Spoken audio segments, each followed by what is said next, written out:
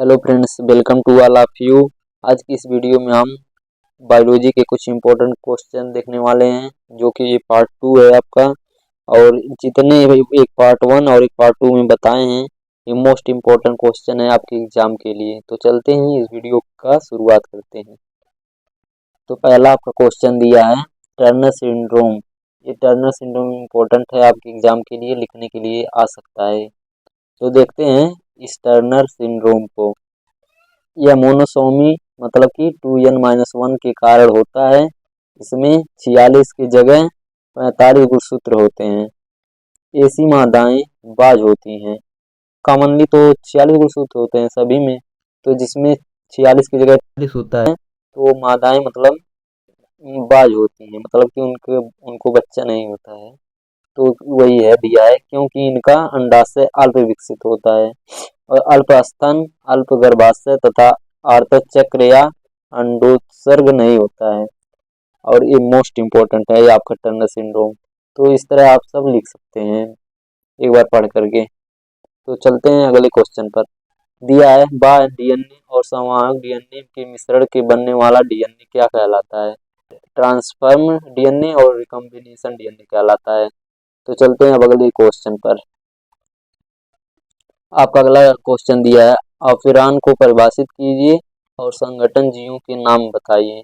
तो देखते हैं, ऑपेरान एक प्रकार का संलग्न जीन का समूह है जो प्रोटीन संश्लेषणों में भाग लेता है। इसके कार्य निम्नलिखित हैं। तो इसके कार्य अब देखते हैं। दिया है संरचनात्मक जीन, ये प्रोटीन संश्लेषण में भाग लेते हैं। इस तरह आप सब लिख सकते हैं ऑपेरान का परिभाषा। तो चलते हैं अब अगले क्वेश्चन पर। आपका अगला क्वेश्चन दिया है खड़ी फसल क्या है? वे सभी पशुधन जो जीवित होते हैं, यह पोषण प्रदान करते हैं। बस इसे इतना लिख सकते हैं, मतलब कि ये जितने पशुधन होते हैं ये आपके खड़ी फसल के अंतर्गत आते हैं। तो इस तरह से आप लिख सकते हैं। आपका अगला क्वेश्चन दिया है डाउन सिंड्रोम। तो ये भी देख सकते हैं, एक प्रकार का ऑटोसोमल विकार है जो 21वें गुणसूत्र के ट्राइसोमी के कारण होता है, अर्थात 21 गुणसूत्र के एक अधिकता के कारण होता है। इस विकार में 46 की जगह 47 गुणसूत्र होते हैं, तो यह डाउन सिंड्रोम कहलाता है। तो जैसे कि मंद बुद्धि, जीभ मोटी और मुख खुला रहता है हमेशा, ये सब लक्षण है डाउन सिंड्रोम के। तो डाउन सिंड्रोम यही होता है। कॉमनली तो मनुष्य में 46 गुणसूत्र होते हैं, जब एक गुणसूत्र अधिक हो जाएगा तो यह डाउन सिंड्रोम कहलाएगा। तो चलते हैं अगले क्वेश्चन पर। आपका अगला क्वेश्चन दिया है क्लाइनफेल्टर सिंड्रोम क्या है? तो इसको देखते हैं। यह एक्स गुणसूत्र के ट्राइसोमी के कारण होता है। इसमें 46 के स्थान पर 47 गुणसूत्र पाए जाते हैं। ऐसे व्यक्ति के प्रमुख लक्षण हैं जैसे अविकसित वृषण नाक, लंबी स्तन ग्रंथि तथा बड़ा एवं नर बांझ होती हैं। तो अगला क्वेश्चन दिया है जैव विविधता की क्षति के कारण लिखिए। तो इसके कारण देखते हैं। पहला दिया है अंधाधुंध वनों की कटाई, और दूसरा दिया गैर कानूनी रूप से वन्य प्राणियों का शिकार करना, और तीसरा दिया मानव क्रियाओं के भूलवश या जानबूझ करके वनों में लगाई गई आग, और चौथा जो दिया है प्रदूषण। तो ये रहे आपके जैव विविधता के कुछ प्रमुख कारण। आपको प्रमुख कारण लिखने के लिए आ सकता है। और अगर आपके एग्जाम में पूछता है तो जैव विविधता क्या है, तो आप सब लिख सकते हैं। जैव विविधता एक प्रकार का मतलब जहाँ का स्थान संकट में होता है, वहाँ के प्राणी ज्यादा संकट में पड़ जाते हैं, वह जैव विविधता या हॉटस्पॉट स्थल कहलाता है। तो ये रहे आपका जैव विविधता का परिभाषा और एक कारण है उनके। मतलब आपको अगला क्वेश्चन दिया है लिंग गुणसूत्र पर एक टिप्पणी लिखिए। तो इसको देखते हैं। लिंग गुणसूत्र का प्रकार है जो लिंग निर्धारण में भाग लेता है। यह मनुष्य में 23वां गुणसूत्र का जोड़ा होता है, 23 जोड़ी होता है और 46 होते हैं पूरे। इसके द्वारा नर तथा मादा लिंग का निर्धारण होता है। मादा में 2x गुणसूत्र तथा नर में 1x तथा 1y गुणसूत्र होते हैं। x गुणसूत्र मादा में गुणों का निरूपण करता है, जबकि y नर का। मतलब कि y गुणसूत्र ये आपका लड़का का बताएगा, और जो x है आपका ये लड़की का मतलब डिनोट करता है। एक्स एक्स को मिलेगा तो एक्स लड़की होगा, एक्स वाई रहेगा तो लड़का। तो इस प्रकार से आप लिख सकते हैं। अगला दिया है आपका क्वेश्चन, डीएनए खंड को तोड़ता है। तो डीएनए प्रतिबंधन एंजाइम इसके उदाहरण हैं। आपका अगला क्वेश्चन दिया है, स्टैनली मिलर ने अपने प्रयोग में किन गैसों का उपयोग किया था, इस शार्ट में आ सकता है। तो CH4 मतलब कि methane gas, NH3 ammonia, ETC आप H2O वाष्प लिख सकते हैं। तो वही अगला क्वेश्चन दिया है, स्टेम कोशिकाओं के कार्य, तो ऊतक संवर्धन लिख सकते हैं आप। अब चलते हैं अगले क्वेश्चन पर। आपका अगला क्वेश्चन दिया है, बायोरिएक्टर पर संक्षिप्त टिप्पणी लिखिए। तो इसको देख लेते हैं, ये भी इम्पोर्टेंट है। बायोरिएक्टर एक बड़े बर्तन के समान होता है जिसमें सूक्ष्म जीव, पादप जंतुओं या मानव कोशिकाओं के संवर्धन से प्राप्त कच्चे पदार्थों को जैविक रूप से विशिष्ट उत्पादों तथा एंजाइमों में परिवर्तित किया जा सकता है।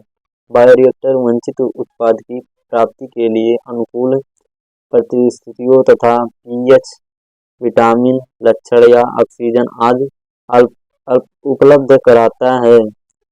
और विंडोज फौज सर्वाधिक उपयोग में आने वाला रिएक्टर है। तो अगला क्वेश्चन आप सब देखते हैं, परजीवी जंतु किसे कहते हैं। ऐसे जंतु जिनके जीन में जीन अभियांत्रिकी द्वारा फेरबदल करके अतिरिक्त जीन प्रवेश करा दिया जाता है, इसे परजीवी जंतु कहते हैं। यह जीन अपना लक्षण व्यक्त करता है तथा इससे कई नई प्रजातियों का विकास होता है। एग्जाम्पल के लिए डाली कागा गाय, मीरा बकरी, डाली भेड़ और कागा गाय और मीरा बकरी। मोस्ट इम्पोर्टेंट है आपके एग्जाम के लिए, और आता ही है, आप आपको दिखाई पड़ेगा आपके एग्जाम में। इसको अच्छी तरह से याद कर लीजिएगा। और इसी में देख लेते हैं, इनका उपयोग सामान्य शरीर की क्रिया विधि व विकास, रोगों का अध्ययन, जैविक उत्पाद एवं टीका आदि के लिए किया जाता है, इसलिए ये आपका मोस्ट इम्पोर्टेंट है। तो चलते हैं अगले क्वेश्चन पर। आपका अगला क्वेश्चन दिया है, बीटी फसल पर संक्षिप्त टिप्पणी लिखिए या टिप्पणी लिखिए। तो बीटी फसल जैव प्रौद्योगिकी द्वारा तैयार की गई ऐसी फसल जिसमें बैसिलस यूरेंजिएंसिस नामक जीवाणु का उपयोग किया जाता है, उसे बीटी फसल कहते हैं। यह जीवाणु बीटी विष उत्पन्न करता है। जब कोई कीट फसल को खाता है तो यह विष उसके आहार नाल को क्षतिग्रस्त कर लेता है और वह कीट मर जाता है। यह फसल कीट प्रतिरोधी है। एग्जाम्पल के लिए बीटी कपास, बीटी बैगन। तो ये भी आपके एग्जाम के लिए मोस्ट इम्पोर्टेंट है, ये आपके एग्जाम में आ सकता है, इसको मोस्ट इम्पोर्टेंट कर लीजिए, ये आपके एग्जाम में दिखाई पड़ सकता है। तो इसको अच्छी तरह से आप सब याद कर लीजिएगा। अगला चलते हैं, क्वेश्चन दिया है, पीसीआर पर एक संक्षिप्त टिप्पणी लिखिए। पीसीआर भी मोस्ट इम्पोर्टेंट है आपके लिए। पीसीआर जो है मोस्ट इम्पोर्टेंट है आपके एग्जाम के लिए, इसलिए इसको भी अच्छी तरीके से याद कर लीजिए। तो पीसीआर देखते हैं, पीसीआर को देखते हैं। पीसीआर एक ऐसी विधि है जिसके द्वारा कम समय में जीवन पीसीआर आपका दिया है, पीसीआर एक ऐसी विधि है जिसके द्वारा कम समय में जीन की कई प्रकृतियों का संश्लेषण किया जाता है। इस कार्य के लिए एक विशेष उपकरण थर्मल साइक्लर का उपयोग किया जाता है। तो इस तरह से आप ये पीसीआर पर संक्षिप्त टिप्पणी लिख सकते हैं, ये भी आपके एग्जाम के लिए मोस्ट इम्पोर्टेंट आ सकता है। तो अब चलते हैं अगले क्वेश्चन पर। आपका अगला क्वेश्चन दिया है, प्रतिजैविक किसे कहते हैं, किन्हीं दो प्रतिजैविक के नाम लिखिए। ये भी आपके एग्जाम के लिए मोस्ट इम्पोर्टेंट है, आ सकता है आपके एग्जाम में और पूछता भी है साल। तो चलते हैं प्रतिजैविक देखते हैं। विभिन्न प्रकार के सूक्ष्मजीवों द्वारा उत्पन्न किए गए वे रासायनिक पदार्थ जो दूसरे सूक्ष्मजीवों की वृद्धि को रोकते हैं प्रतिजैविक कहलाते हैं। बहुत ही आसान भाषा में लिखा गया है, आप सब याद कर सकते हैं।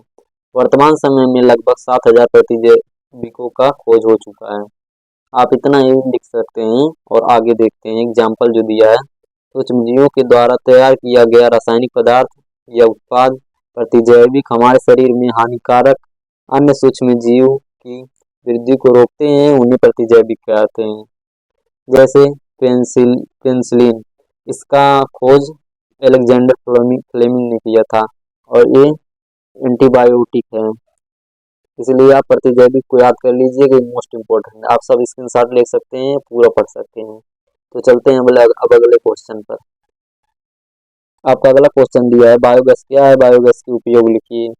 जैव गैस या गोबर गैस इसे कहते हैं। तो बायोगैस विभिन्न गैस का एक मिश्रण है जिसमें सर्वाधिक मात्रा में मीथेन मतलब 50 से 70% की होता है।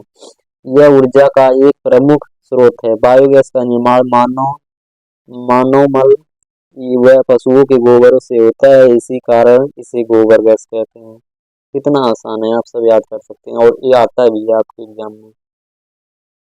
तो चलते हैं अब अगले क्वेश्चन पर। तो आज के लिए बस इतना ही। अब ये आपके एग्जाम के लिए जितने भी बताए हैं मोस्ट इम्पोर्टेंट है, इसको याद कर लीजिएगा अच्छी तरीके से। तो आज के लिए इतना ही। अब मिलते हैं किसी नेक्स्ट वीडियो में। आप सब चैनल को सब्सक्राइब कीजिए, वीडियो को लाइक कीजिए, दोस्तों के साथ शेयर कीजिएगा। तो चलते हैं अगले नेक्स्ट वीडियो में मिलते हैं।